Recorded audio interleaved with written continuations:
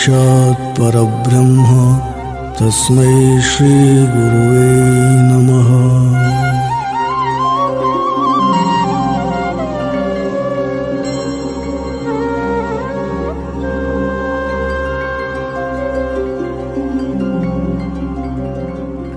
Wonder of Wonders, the English rendering of Paramahamsa Sadguru SriSatupasi Kannada Classic, Mahadascharya. Chapter 17. Om Shri Guru Dattaya Namaha. Wife's Desire. My wife hadn't asked me anything anytime. Felt distressed one day and said, I have had no happiness in getting myself tied to you in marriage. Not a saree from you, not even a jacket to blouse. 10 years lapsed since our wedding. Not even a nose stud. She was crying. What can I do? You tell me. Where do I get any money? When father alone shoulders all responsibilities, doing that which is entrusted to me alone is my job. Even for me, my clothing, he alone has to pay. We can't do anything, letting aside Appa. Moreover, all clothing like saris and jacket, father alone brings it. Even for you, where is the need to feel dissatisfied? Ayyo! No matter how much it is that Tata brings, that's not the issue at all. It's about you who is my husband. I ask, have you any time brought me, at least for the fault of being tied to me, a strip of a cloth? What does it matter? Even if Tata brings a whole lot. If I ask my father and mother, they do get me a plenty. But if you get me a palm length of cloth, that one is my plenitude and wealth. I treasure it as long as I live and wear it with pride, saying, this one is from my husband. Her loud crying continued. It's mid-noon. There were none at home. For one who makes a living by doing errands for one's father, where does he get money which he can call his own? I said to myself, clothes brought by Appa and Amma. If we wear it, thinking that this is brought by my husband, there is no problem at all. Her anger turned to fury. Unable to contain herself, she became abusive too. I asked myself, what shall I do now? And said, yes, what is it that you want? Tell me. I'll try to get it somehow. Poor soul, what desire she had nursed, I don't know. If so, get me a langa stitched. Don't want anything else, she said. Ayyo, what are you saying? Are you a kid to wear a skirt? What do people say? 10 years after marriage, she's wearing a skirt. People say, have you become insane? Why such a thought? What do I do with a nitwit like you? Langa is not what you say I wanted. One that is worn inside the sari. Such a one I asked. Everyone drapes a sari on the langa. I don't have a langa to wear. I can't ask Tataya. That's why I asked for a langa to be stitched. I didn't ask anything great. My problem was how to get this langa stitched. Poor soul. She hasn't asked for anything else.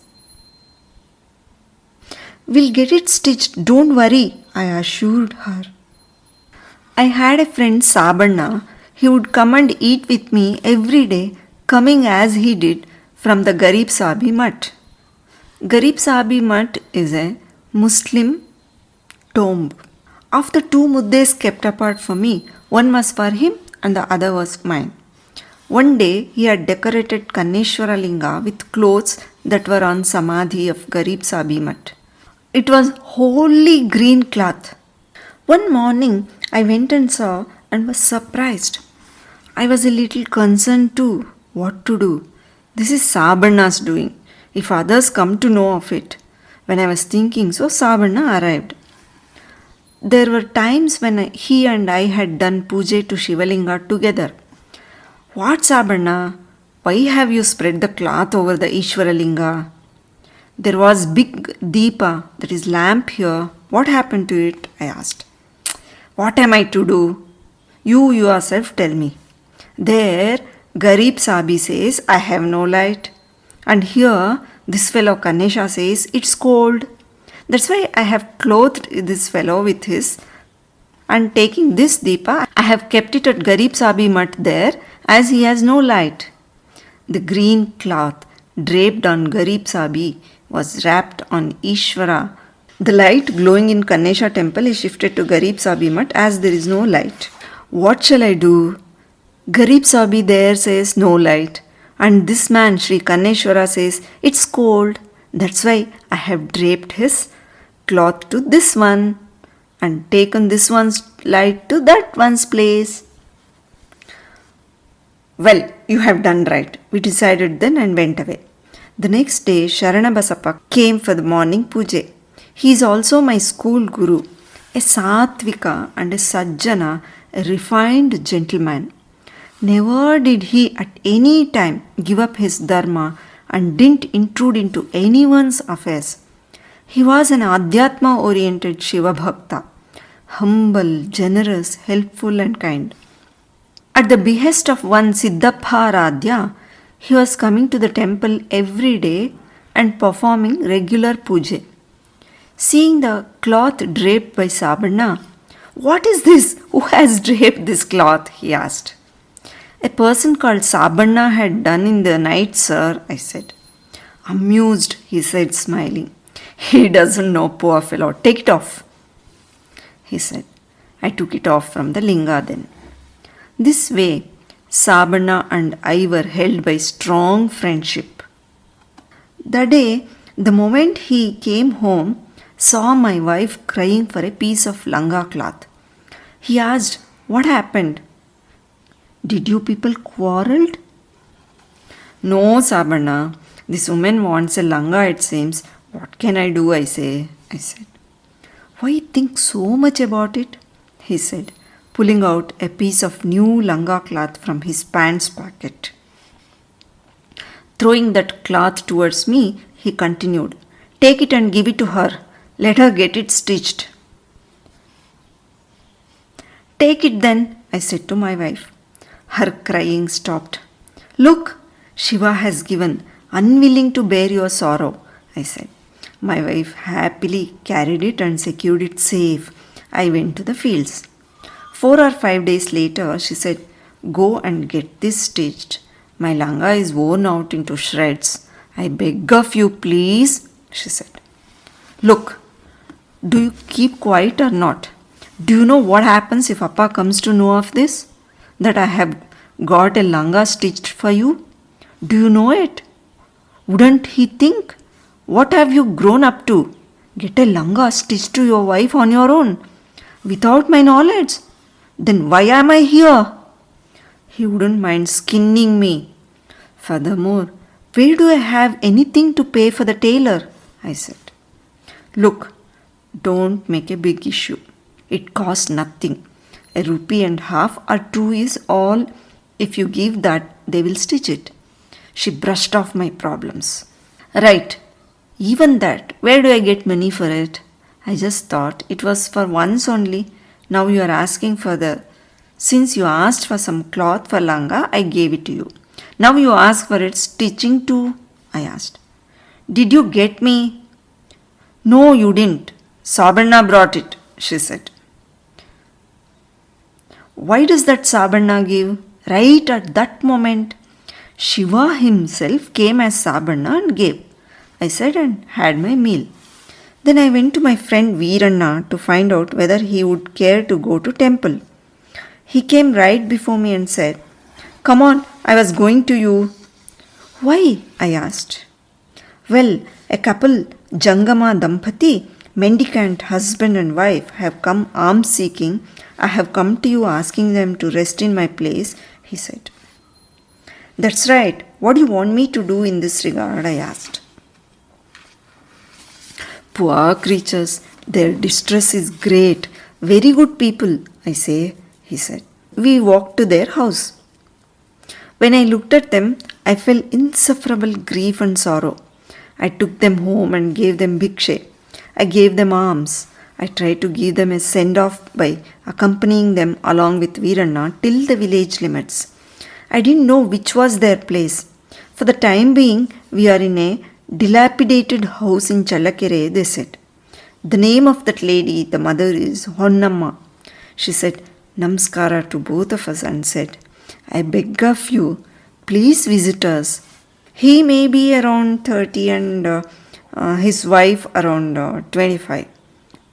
We will, I promised and came home. 2 or 3 days later, I went to Challakere along with Veeranna. We went round searching for Jangama's house in the old town area. Jangams are nomads. We found their residence at last. Great one. That lady extended a cordial welcome and said, Come in, brothers. It's no house, no door at all. A big old structure. Old broken down reapers lying all over. In a corner where there is the hearth, that space is kept tidy and neat. Both of us sat down in that space. Please sit down and rest with ease. We'll cook rice in a second. Please eat your meal here, the mother said. Despite our nay, she cooked a tiny half measure of rice. Turn the haversack, stuck to the nails in any way you like, you wouldn't get more than that tiny measure. Upon squeezing out the haversack stuck to the wall nail, only that much rice was there. We sat down after eating and she began her story. Brothers, listen. I have no father or mother. My mother died when I was young. An old flower seller grandma brought me up. That grandma alone gave me in marriage to this Jangama. That's fine. You have secured the hand of a good Jangama himself. It's all good, isn't it? We remarked. Brothers, listen. About this one, the Jangama, what is there to say? Goes begging and drinks away all the money got by selling off the alms received. Comes home 3 or 4 days after his drink. What am I to do? I've already decided on committing suicide. This is how he does. If he goes alone. If I go with him, he beats me black and blue while returning home after begging rounds are over and drinks off sales proceeds of alms by forcibly taking away from me. You know, bhikshe, it includes rice, ragi, flour, small coins. When everything is finished, he comes home and goes away picking up his jolige. She concluded her narration crying and sobbing. Tears trickled unknown from our eyes. What to do? Except oral sympathy, we had nothing else to offer. We could have contributed some coins by ourselves. Taking resort to begging, we sat quiet thinking what to do. That woman continued her tale.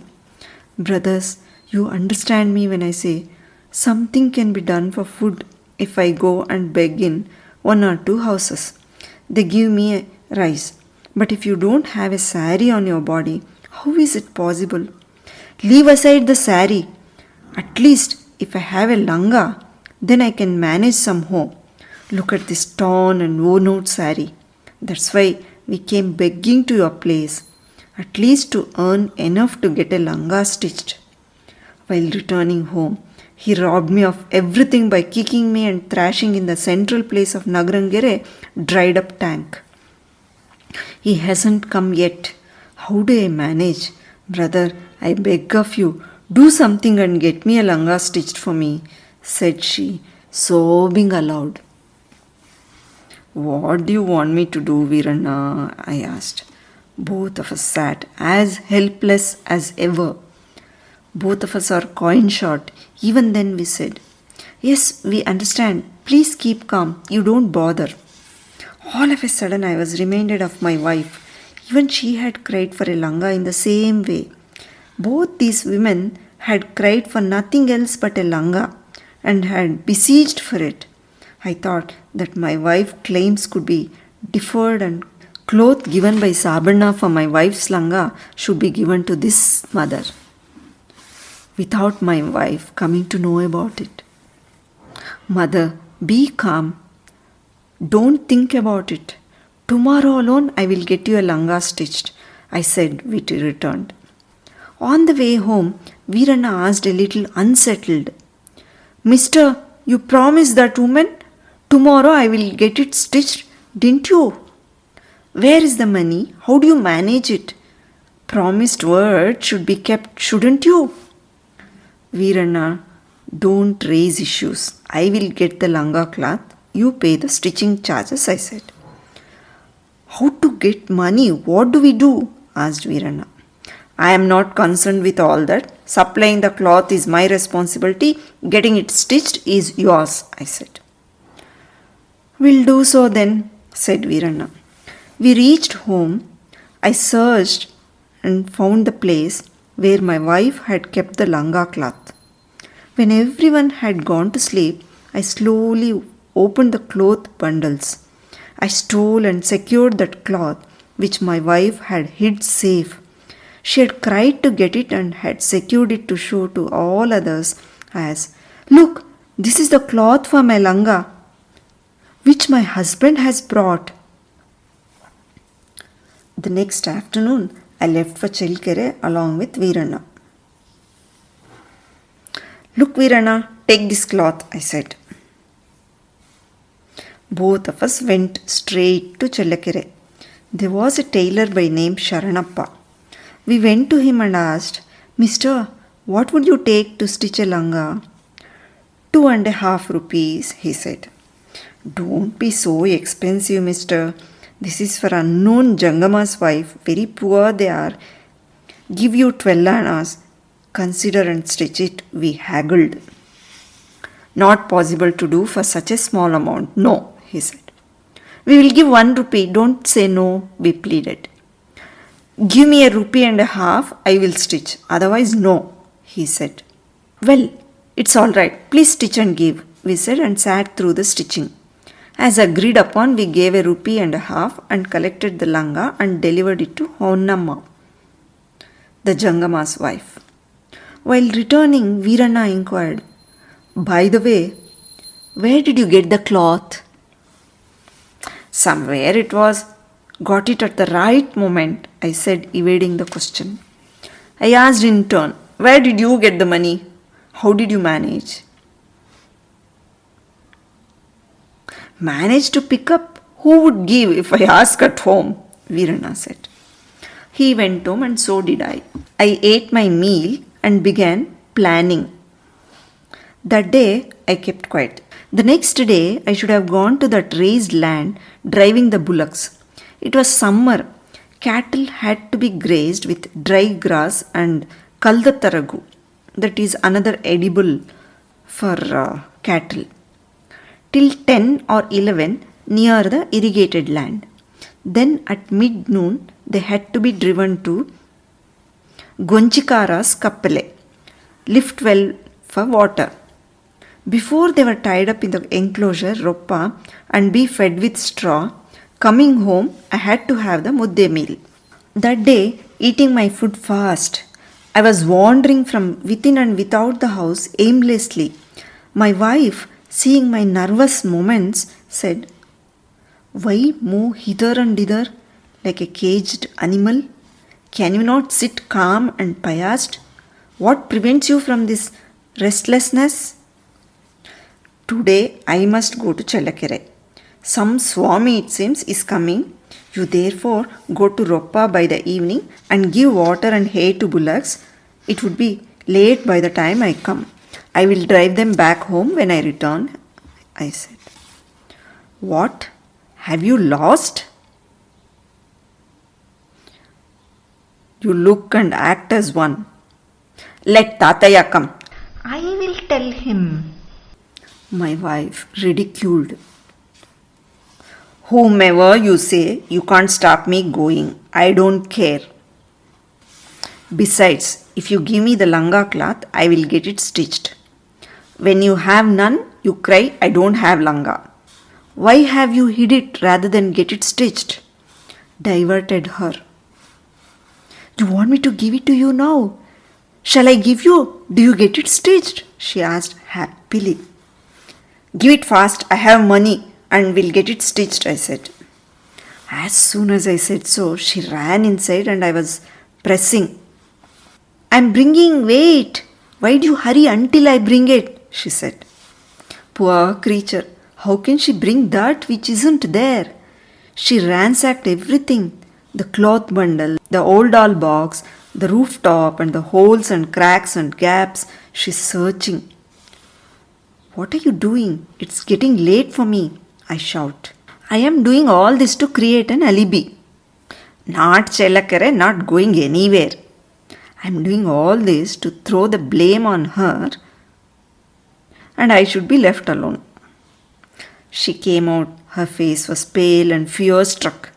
Give me fast, I demanded. I had hid there, no trace of it. Searched everywhere. Don't know what happened, she said. Look, with what love and interest I looked forward to get it stitched. How happy I would be if you had worn it. Your karma. You should have had the merit to wear a garment which is ready to be stitched. Search once again, lest you may have misplaced somewhere. Search calmly. I will get it stitched, even if it is got tomorrow. I will go towards the kapile, the lift well, I said, and came out. Did you see, perceive? It was Shiva alone who provoked in her, who had never asked anything from me, the langa desire. The one who gave the cloth to was Shiva himself, and it was Shiva alone who made someone beseech for the langa with tearful eyes and openly ask with her own mouth for the langa. It is he alone. The work of Bhagavanta, the Mahatma, and the devotees, the Bhaktas, is to pleasingly satisfy the minds of the sorrowful without considering whether they are his own kith and kin or not. Shiva will be testing them in a variety of ways. In the final analysis, the doer of all is he alone. Finally, it took many, many years for my wife to feel and realize I do not want anything. When there was no birth of new desires and expectations and longings, when desires faded and died down, when one felt and realized I do not want anything, then he began giving what not and everything. When sought with intense longing, it wasn't given. Shiva gave away everything to me when I felt and realized I do not want anything. This alone is the sport of our Parashiva Kannesha. Om Tat Sat, Om Tat Sat, Om Tat Sat.